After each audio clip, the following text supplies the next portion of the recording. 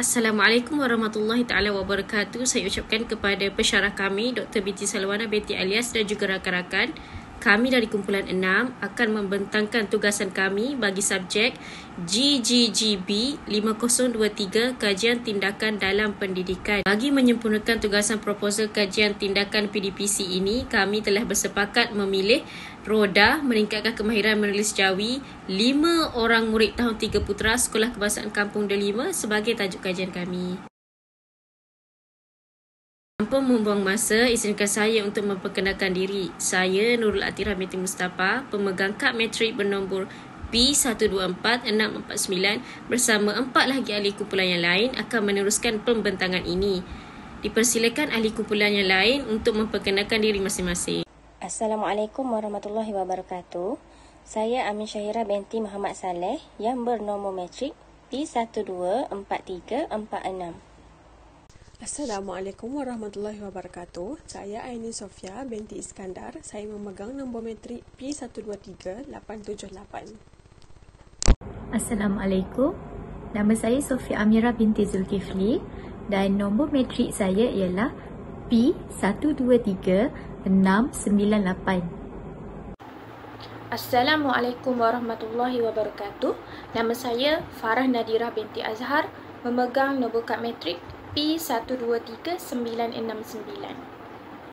Kami telah bersepakat untuk menemubual seorang guru kelas Al-Quran dan Fardu Ain, iaitu Kafa, yang mempunyai pengalaman mengajar subjek Jawi selama 4 tahun di Sekolah Kebangsaan Kampung Delima, Wakaf Baru, Kelantan.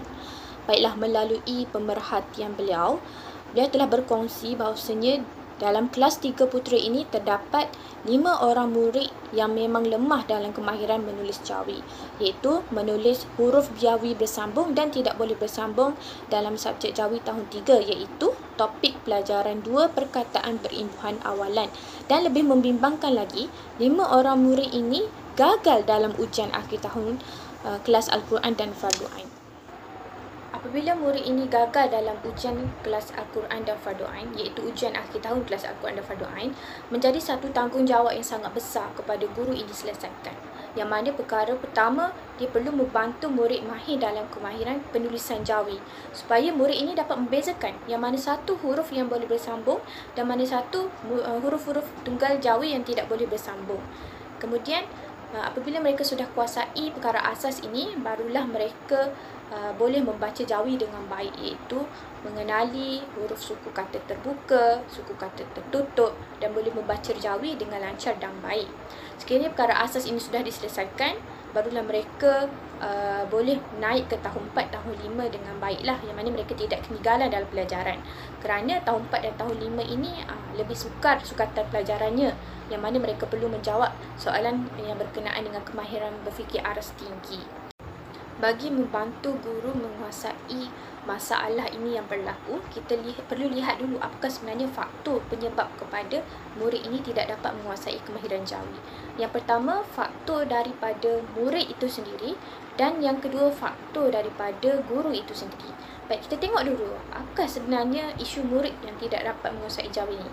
Okey, melalui sepanjang PDPC dijalankan, guru ini ada bagi tahu bahawasanya murid ini memang dilihat tidak berminat langsung untuk mengikuti pelajaran subjek Jawi. Mereka lebih gemar melakukan aktiviti lain, sebagai contoh melukis, mewarna, dan ada juga sesetengah murid yang menyiapkan latihan subjek-subjek lain, sebagai contoh sains dan matematik. Waktu guru ini mengajar, memang murid ini tidak fokus langsung dan sepertinya tidak mengendahkan langsung apa yang guru ini mengajar pada waktu PDPC tersebut. Mari kita lihat isu yang bermula daripada guru pula. Guru ini sendiri mengaku bahawasanya kaedah pengajaran guru juga sama, iaitu hanya berpandukan silibus dan buku aktiviti Jawi sahaja, tanpa mempelbagaikan kaedah pengajaran sebagaimana yang guru gunakan sejak mengajar Jawi dulu. Jadi kaedah tradisional ini menjadikan anak murid masih di dalam prestasi yang sama dan tiada perubahan. Kemudian guru ini juga ada menyatakan bahawasanya mereka mempunyai masa yang sangat terhad untuk membimbing murid mahir dalam waktu Jawi. Hanya 1 jam sahaja masa yang diperuntukkan dalam seminggu. Jadi guru tidak sempat untuk melihat satu persatu manakah murid yang tidak dapat menguasai sepenuhnya dan mana murid yang menguasai Jawi dengan baik. Kemudian guru ini juga ada berkongsi sewaktu ujian akhir tahun kelas KAFA dijalankan, guru ini terpaksa membaca soalan jawapan satu persatu bermula daripada soalan pertama hinggalah soalan yang ke-50. Dan di situlah guru dapat lihat bahawasanya memang 5 orang murid ini tidak dapat menguasai Jawi langsung. Dan juga guru ini berkongsi bahawasanya dia agak kurang prihatin sedikit dengan keadaan persekitaran kelas dan murid. Dia kurang bertanya bagaimana latar belakang murid-murid ini sebab murid yang lemah dalam pembelajaran ini kebanyakannya tidak hadir dalam kelas KAFA. Banyak yang tidak hadir dan mereka juga tidak dapat mengikuti sebenarnya pembelajaran Jawi sepenuhnya. Okey, seterusnya bagi fokus kajian, berdasarkan masalah yang telah dikenal pasti melalui refleksi pembelajaran dan pemudahcaraan yang lalu, kajian ini berfokuskan kepada kemahiran menyambung huruf Jawi dalam kalangan 5 orang murid tahun 3 Putra SK Kampung Delima. Okey, yang seterusnya bagi memperkenalkan intervensi roda bagi mengatasi masalah murid dalam penguasaan menyambung huruf Jawi. Seterusnya ialah objektif kajian. Bagi objektif umum, untuk mengatasi masalah 5 orang murid tahun 3 Putra dalam menulis Jawi serta mengenali huruf-huruf Jawi yang boleh disambung dan tidak boleh disambung menggunakan intervensi roda. Penggunaan intervensi roda ini diharapkan dapat membantu murid-murid untuk meningkatkan kemahiran dalam menulis Jawi dan memupuk minat mereka terhadap mata pelajaran Jawi.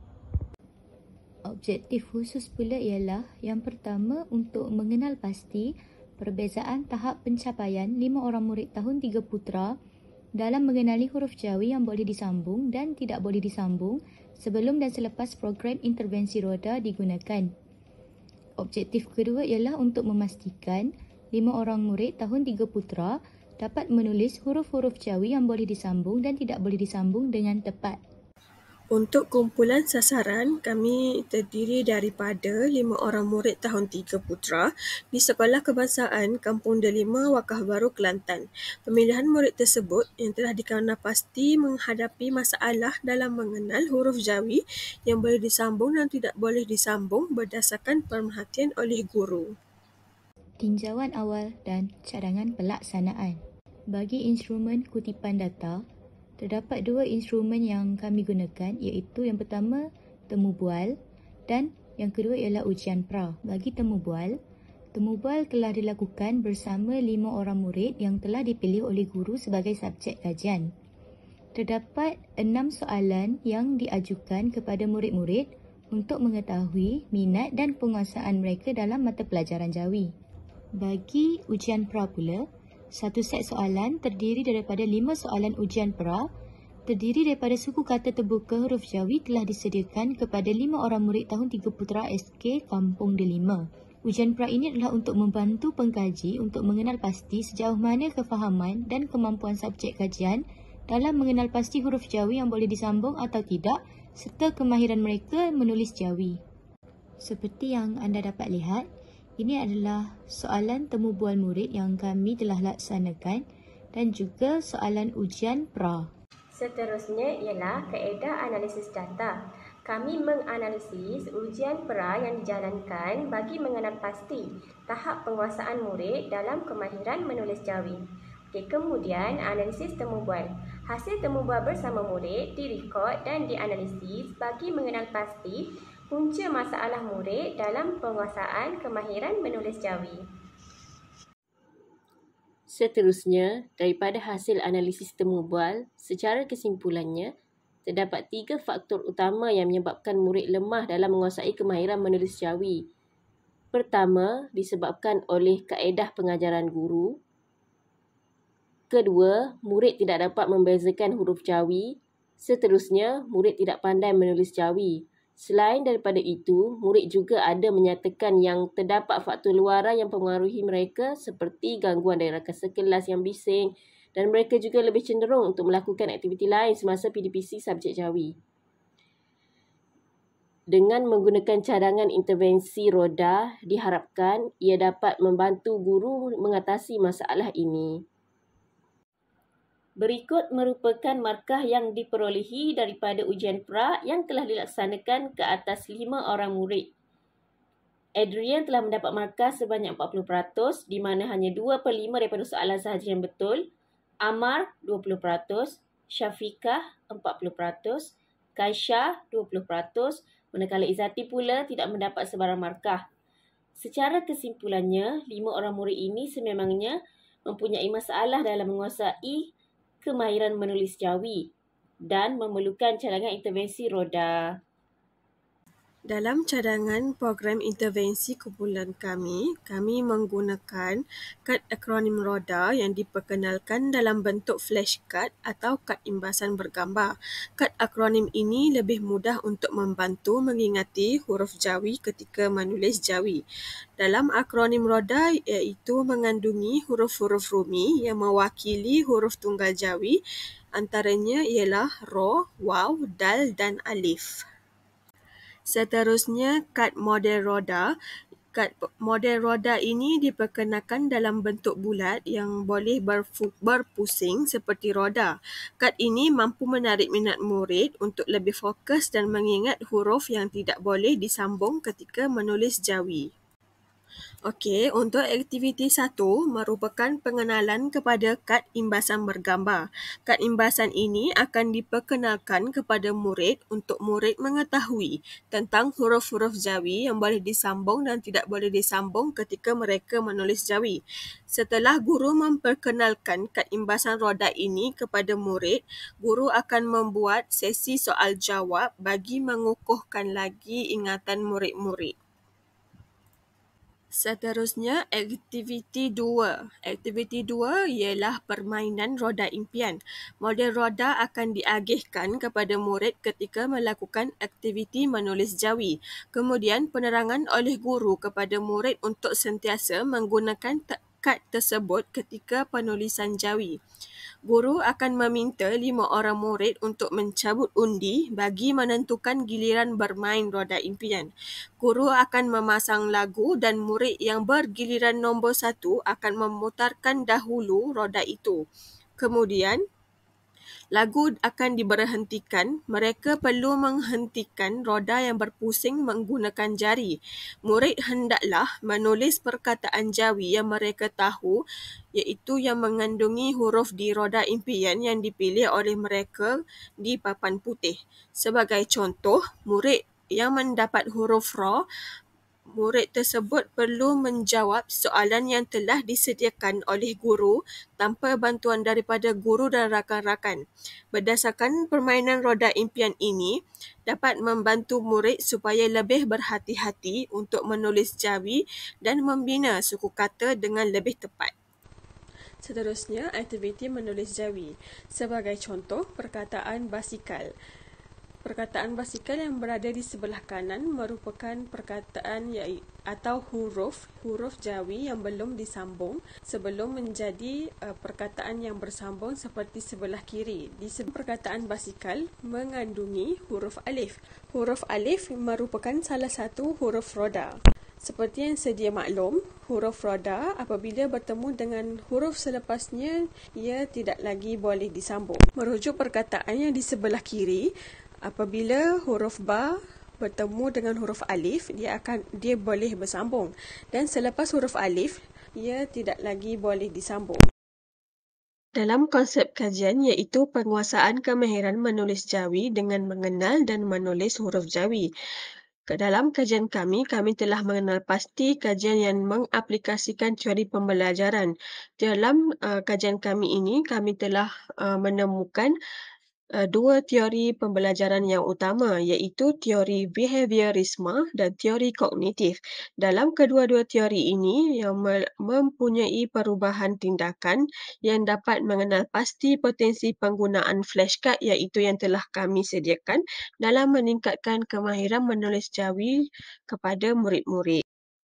Untuk teori behaviorisme iaitu teori perubahan dalam tingkah laku. Teori pembelajaran ini mengalami perubahan tingkah laku yang baharu yang diulang-ulang sehingga menjadi satu kelaziman yang boleh dilakukan melalui pemerhatian, mampu dikawal dan juga diramal.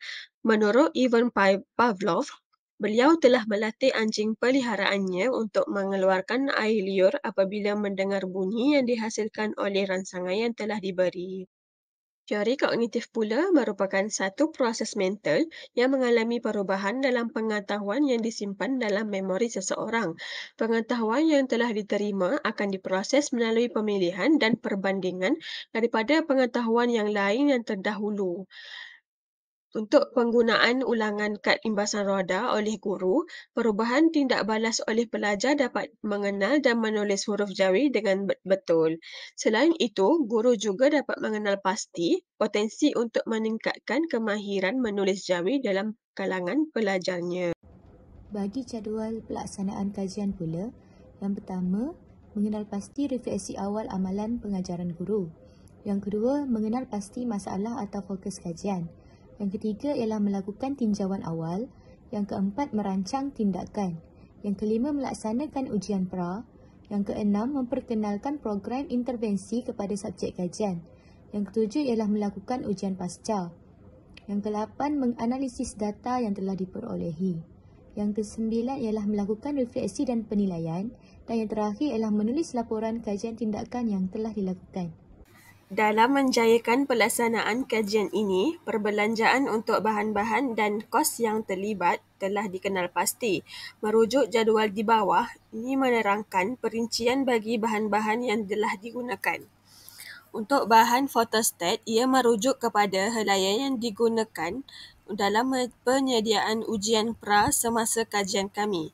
Pen marker pula digunakan dalam kajian untuk menyampaikan info kepada murid-murid semasa sesi pembelajaran.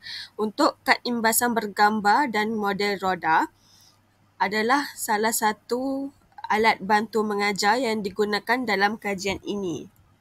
Bagi bahagian cadangan penilaian pula, terdapat dua jenis kaedah yang akan digunakan semasa penilaian, iaitu ujian pasca dan temu bual. Ujian pasca akan diberikan kepada subjek kajian selepas seminggu ujian pra dan program intervensi dijalankan. Soalan yang akan diberikan kepada subjek kajian semasa ujian pasca pula adalah sama ketika ujian pra dilakukan. Selepas data berjaya dikumpul, pengkaji akan menyediakan sebuah jadual untuk membandingkan data daripada ujian pra dan ujian pasca. Hal ini adalah untuk melihat sama ada program intervensi roda berkesan ataupun tidak. Bagi cadangan penilaian kedua pula iaitu temu bual, terdapat 6 soalan temu bual yang akan ditanyakan oleh pengkaji kepada 5 orang murid tahun 3 putra. Soalan yang akan diajukan ini adalah sama seperti soalan yang telah diajukan semasa tinjauan awal. Data yang diperolehi pula akan dicatat dan ditafsirkan dalam bentuk jadual perbualan supaya perbandingan data dapat dibuat dan dilihat dengan lebih jelas. Untuk kesimpulan, kegagalan menguasai mata pelajaran Jawi boleh memberikan kesan yang negatif terhadap pencapaian murid dalam pendidikan Islam, sekaligus menyebabkan penguasaan membaca Al-Quran juga akan lemah. Oleh itu, guru memainkan peranan yang penting dalam proses penyampaian ilmu ini kerana ianya amat penting bagi mencapai objektif yang disasarkan dalam pembelajaran. Berdasarkan kajian ini, diharapkan murid terus yakin dan semangat dalam mata pelajaran Jawi, terutamanya dalam penulisan huruf-huruf Jawi yang boleh disambung dan tidak boleh disambung. Diharapkan juga program intervensi ini dapat membantu guru dan murid dalam meningkatkan kemahiran menulis Jawi.